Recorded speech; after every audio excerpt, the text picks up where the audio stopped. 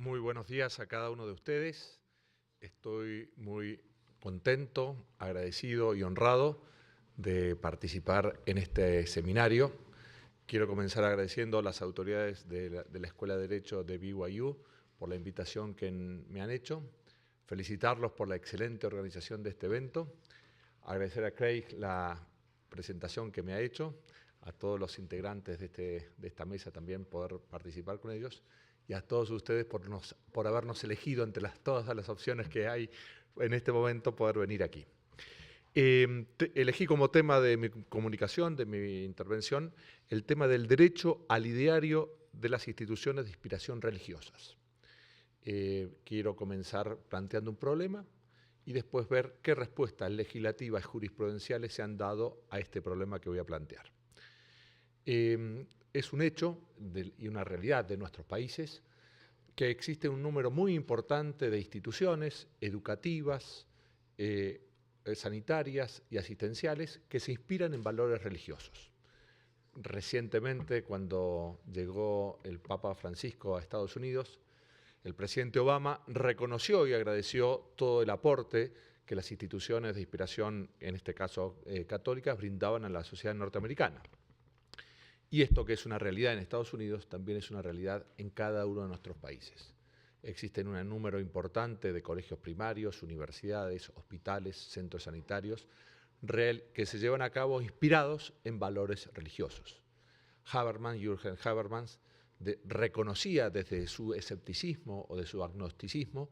el valor importantísimo que los creyentes hacen a la sociedad, especialmente en la atención de lo que él llamaba la humanidad dañada, a aquellas personas enfermas, discapacitadas o excluidas que reciben en la gente y en las instituciones de inspiración religiosas una particular atención. Por esa motivación que da la religión de reforzar la solidaridad con todo tipo de gentes, indudablemente este tipo de instituciones cumplen una función muy importante en la sociedad. Bien, esto es un dato de la realidad. Otro dato de la realidad es que en los últimos años, de modo creciente, se han ido sancionando leyes que en materia de salud, en materia de educación y en materia de no discriminación,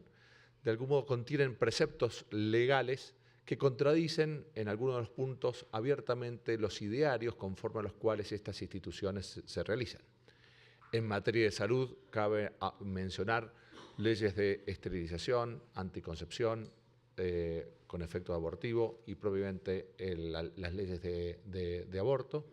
En materia de educación, temas o contenidos en materia sobre todo de educación sexual, y más recientemente todo un contenido de leyes en materia de no discriminación que, de acuerdo a cómo sean interpretadas o aplicadas, pueden contradecir abiertamente los idearios que estas instituciones realizan. No estoy hablando de un problema de laboratorio. Quería mencionar algunos casos de Estados Unidos, de Canadá,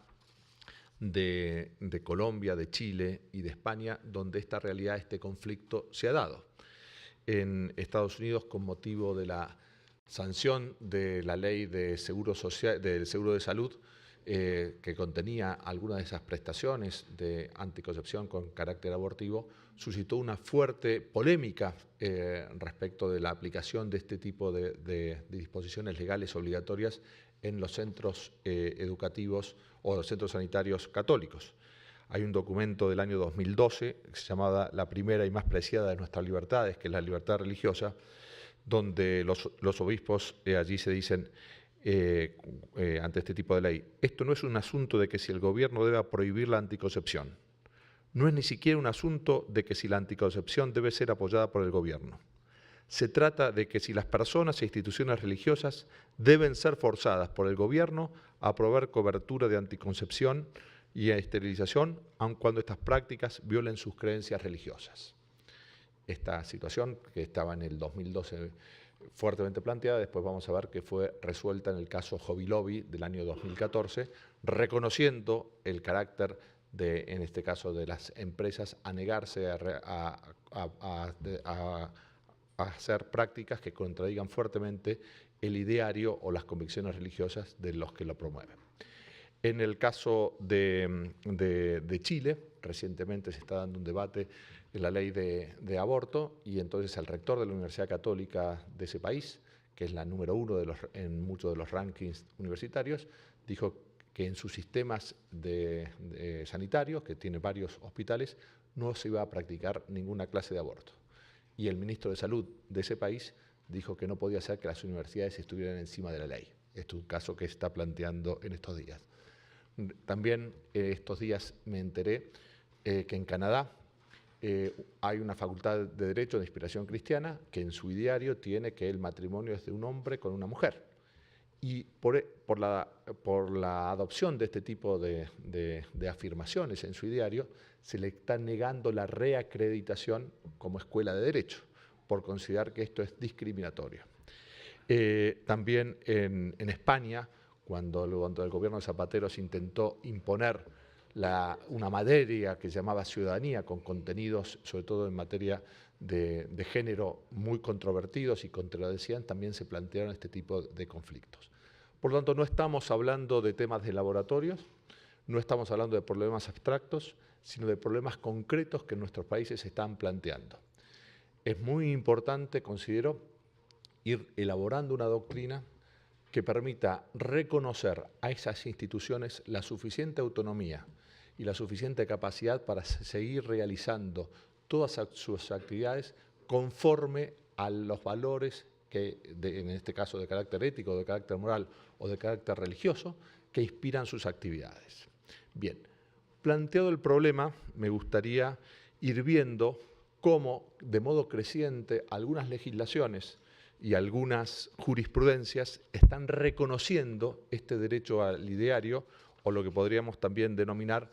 el derecho a la objeción de conciencia de carácter institucional. Me gusta más la expresión derecho al ideario porque es una proposición de carácter positivo y por otra parte para evitar a veces polémicas que genera el tema de la objeción de conciencia institucional. Se dice que las instituciones no tienen conciencia, que conciencia solo tienen las personas y por lo tanto sería un contrasentido hablar de una conciencia de una institución. Pero sí las instituciones tienen idearios y valores conforme a los cuales se inspiran sus actividades.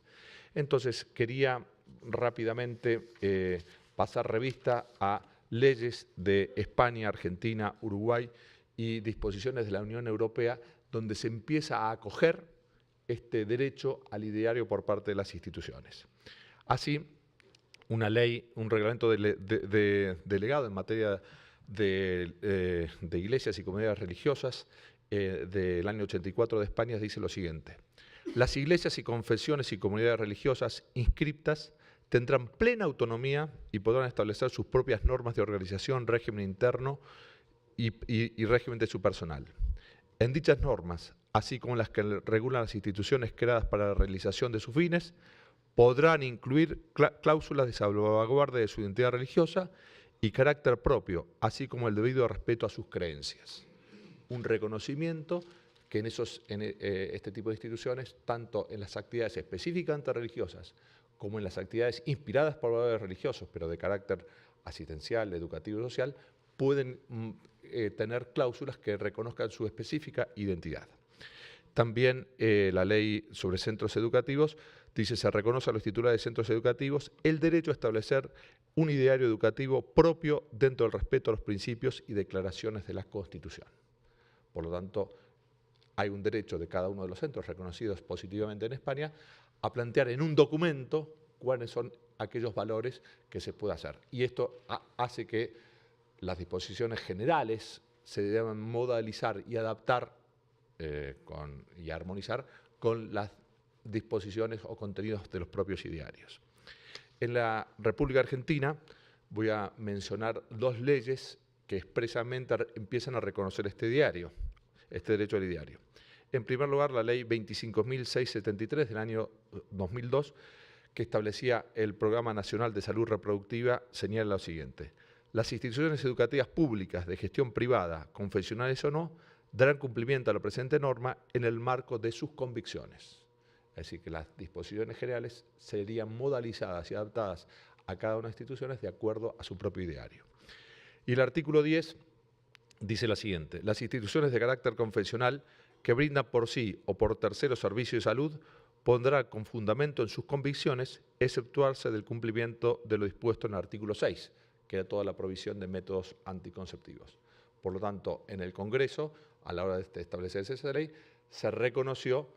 por un lado, que la ley esa se cumple en el marco de las convicciones y, por otra parte, que hay prestaciones generales que corresponde exceptuar a los centros asistenciales médicos que tienen inspiración religiosa. También la Ley de Salud o de Educación Sexual dice: cada comunidad educativa incluirá en el proceso de elaboración de su proyecto institucional la adaptación de las propuestas a su realidad sociocultural en el marco de respeto a su ideario institucional y a las convicciones de sus miembros. Por lo tanto, otro reconocimiento positivo en donde las leyes generales deben adaptarse a la realidad específica de estas instituciones que tienen un ideario de base religiosa. En lo que se refiere al Uruguay, la ley que lamentablemente introdujo ahí el aborto, en una de sus pocas cláusulas que son rescatables, dice: las instituciones referidas en el inciso anterior que tengan objeción de ideario preexistente a la vigencia de esta ley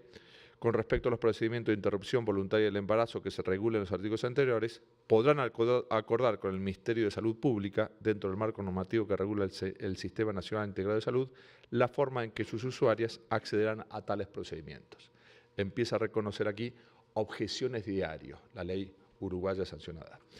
Y me parece también bastante interesante, dentro de lo que es esta gira por el derecho comparado, algunas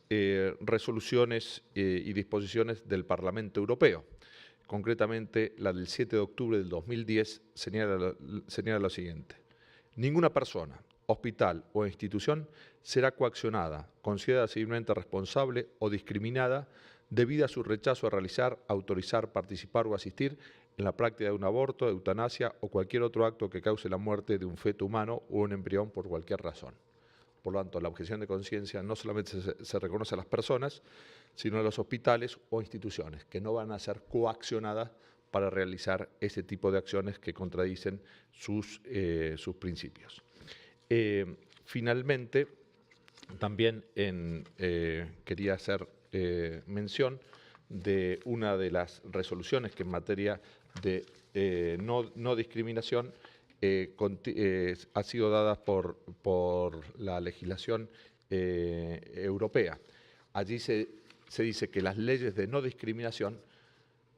van a tener que ser adaptadas a las realidades de instituciones religiosas o que tengan un ideario, distinguiendo lo que es discriminación de lo que es trato diferenciado racional o razonablemente fundado. Por lo tanto, las leyes de antidiscriminación no se aplican mecánicamente y de modo general ante instituciones religiosas. Por ejemplo, para poner un ejemplo de lo que podría darse en este caso, de acuerdo a la religión católica, únicamente pueden acceder al beneficio al sacerdocio, por lo tanto al seminario, los varones. Uno podría, si se presenta una acción de amparo y decir que una mujer diríamos, quiere ser sacerdote dentro de la convicción católica, no podría ser obligada la Iglesia a modificar esto y considerar ese tipo de cosas discriminatorias, sino que es un trato diferenciado en razón, fundamentalmente adoptado en base a convicciones de carácter religioso. Por lo tanto, vemos que a nivel legal general se va abriendo y se tiene que consolidar, y esto sería un desafío común de nuestros países, una tendencia a adaptar este tipo de cláusulas. En lo que se refiere a temas de jurisprudencia, lo que estuve hablando hasta ahora son legislación, en materia jurisprudencial, sin lugar a dudas, el caso más importante es, a nivel de derecho comparado, es el caso Hobby Lobby del año pasado, de la Corte Suprema Norteamericana, donde 5 votos a 4 estableció lo siguiente, que se trataba de una empresa, una tienda una cadena de tiendas impulsadas por fieles bautistas con una fuerte convicción religiosa, probada. Por ejemplo, esa era una tienda que nunca abría los domingos, a pesar de que sus competidores también abrían los domingos, pero ellos se negaban a eso por convicciones religiosas, por lo tanto no era algo accidental el ideario religioso que tenían. Y cuando la ley de seguro de educación las obligaba a esta cadena a contratar seguros de salud para sus empleados que tenían algunas prácticas anticonceptivas con efectos abortivos. Y ellos dijeron, nosotros no vamos a financiar este tipo de prácticas para nuestros empleados. Esto contradice nuestras convicciones como personas y como empresa. Amenaza de fuertísimas multas, escalada en ese conflicto que se va dando y finalmente la decisión de la Corte Suprema norteamericana a favor de reconocer el derecho a no verse obligada a realizar actos que contradicen fuertemente las convicciones personales y de la propia institución. En esto fue muy importante un cambio jurisprudencial que se dio, porque antes en la jurisprudencia norteamericana se decía que únicamente contrarían la libertad religiosa aquellas leyes que tenían una finalidad específicamente de ir contra un acto religioso. En cambio, las leyes generales que como efecto secundario afectaban a la libertad religiosa, no se consideraba que esto era tutelable judicialmente. Por lo tanto, no se consideraba que lesionaba el derecho constitucional. En cambio, en este caso, se consideró, en base a las disposiciones de la Ley de Libertad Religiosa sancionada ante el gobierno de Clinton, que correspondía analizar o utilizar los estándares más exigentes en materia de libertad religiosa.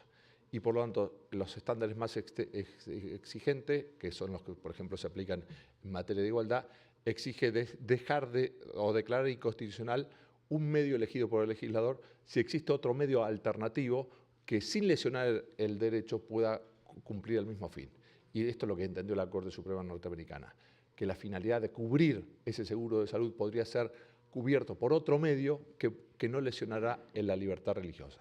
Por lo tanto, el precedente norteamericano, tanto por la aplicación dentro de Estados Unidos como por la proyección que tiene en todo el continente, es especialmente valioso y vale la pena tenerlo en cuenta. Se utiliza en la libertad religiosa los estándares más altos que la jurisprudencia o la técnica jurisprudencial han realizado. También otro caso de mi país, se trataba de un sanatorio, no de inspiración religiosa, es un sanatorio privado, pero que el servicio de ginecología y obstetricia se negaba a realizar dentro del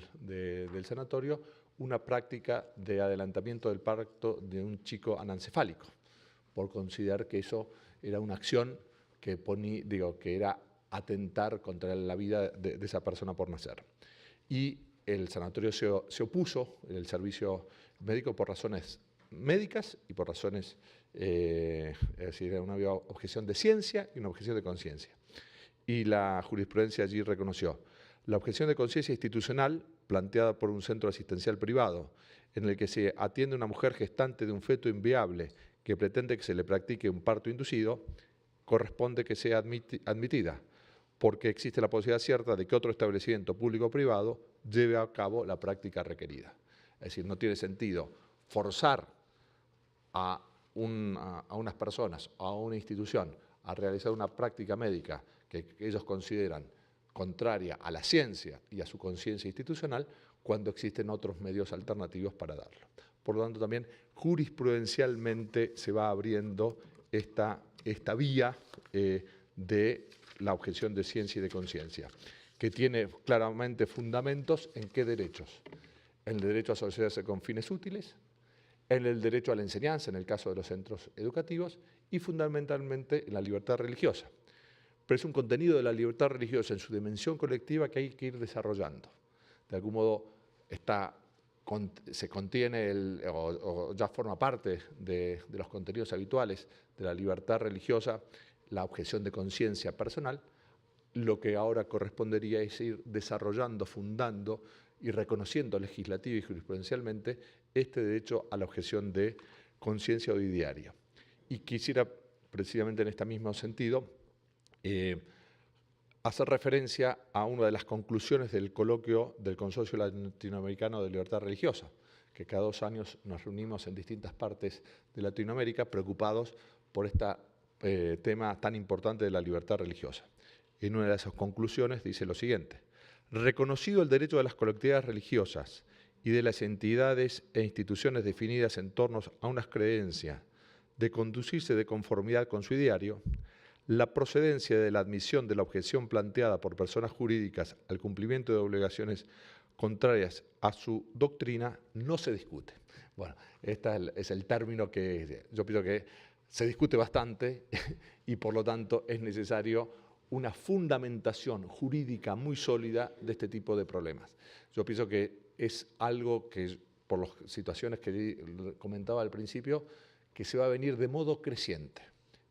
diríamos, tanto en materia de salud, como en materia de contenidos educativos, como sobre todo en materia de la legislación, a veces excesiva, de la no discriminación. Y por lo tanto, desde el derecho,